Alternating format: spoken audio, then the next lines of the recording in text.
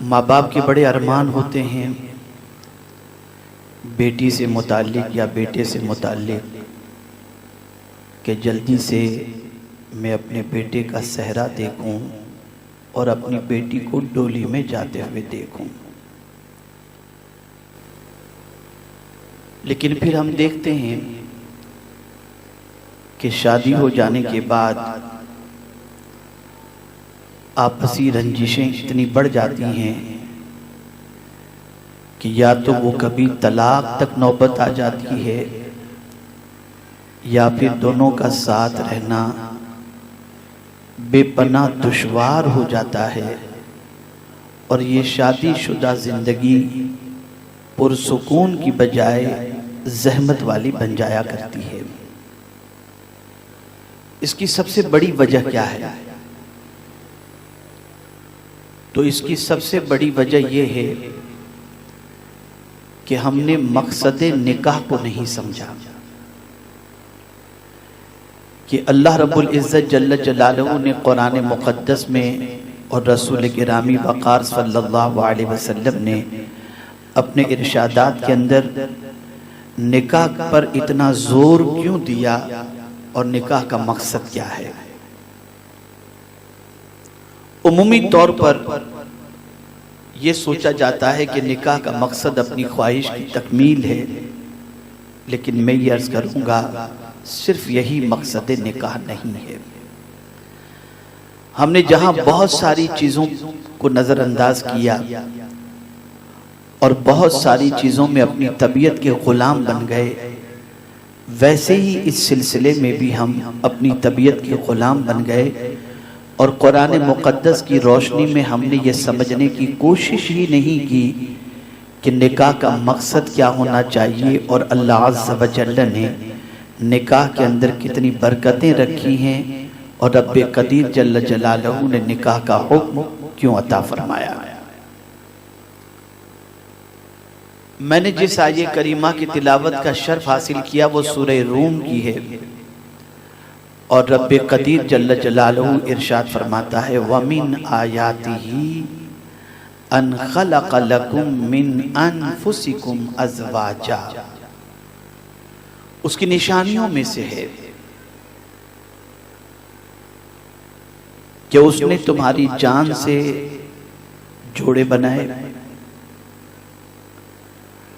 اب یہاں تک تو بات سمجھ میں آئی کہ اللہ عز و جل نے جوڑا جو بنایا وہ ایک ہی جان سے بنایا ہے. حضرت آدم کی تخلیق پروردگار نے مٹی سے فرمائی، لیکن حضرت حوا کو بھی میرا مولا چاہتا تو ایسے ہی جس طرح سے حضرت آدم علیہ السلام کی تخلیق ہوئی ویسے ہی دوسری مٹی کے ذریعے حضرت حوا کی تخلیق ہو جاتی، لیکن نہیں، میرے کریم نے ایک جان سے پسلی کو نکال کر اس پسلی سے حضرت حوا کی تخلیق فرمائی. اور پھر یہاں دیکھیں کہ رب نے سر سے کوئی چیز نکال کر حضرت حوا کی تخلیق نہیں فرمائی اور نہ پیر سے کوئی چیز نکال کر حضرت حوا کی تخلیق فرمائی، بلکہ پروردگار نے بائیں جانب کی پسلی سے حضرت حوا کی تخلیق فرمائی اور بتا دیا کہ بیوی نہ سر پر چڑھانے کی چیز ہے نہ جوتی میں رکھنے کی چیز ہے، اسے دل میں بٹھانے کی چیز ہے. دل کے قریب کی جو پسلی تھی اس سے حضرت حوا کی تخلیق ہوئی. اب آئیے ہم سمجھتے ہیں کہ یہ جوڑا کیوں بنایا اللہ نے. یاد رکھیں ہر چیز کا جوڑا اللہ نے بنایا، کوئی چیز بھی ایسی نہیں جو بے جوڑ ہو. قرآن کہتا ہے وَمِن كُلِّ شَيْءٍ خَلَقْنَا زَوْجَيْنِ، ہر چیز کا ہم نے جوڑا بنایا. اگر جوڑا کسی کا نہیں تو صرف میرے مولا کا کہ واحد ہے، یکتا ہے، وحدہ لا شریک ہے، اس کے علاوہ ہر چیز کے جوڑے اس نے بنائے. اب یہ جوڑے بنانے کا مقصد کیا ہے اور خاص طور پر انسان کے حوالے سے؟ تو قرآن نے اس کی وجہ بیان فرمائی لِتَسْكُنُوا إِلَيْهَا، جو تمہارے لیے جوڑا بنایا گیا، اے مردوں جو تمہیں بیوی کی حیثیت سے پیش کیا گیا، تمہارا جوڑا جو بنایا گیا، اس کا سب سے بڑا ریزن ہے لِتَسْكُنُوا إِلَيْهَا، تاکہ تم اس سے سکون حاصل کرو۔ پتہ چلا کہ ایک بیوی مرد کے لیے سکون کا ذریعہ ہے اور ایک شوہر اپنی بیوی کے لیے سکون کا ذریعہ ہے۔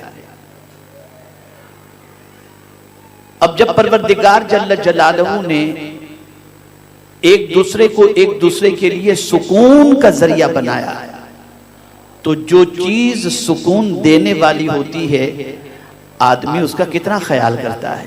اے سی سکون دینے والا ہے، ہم اس کا خیال کرتے ہیں، گاڑی سکون دینے والی ہے، ہم اس کا خیال کرتے ہیں، مکان سکون دینے والا ہے، ہم اس کا خیال کرتے ہیں۔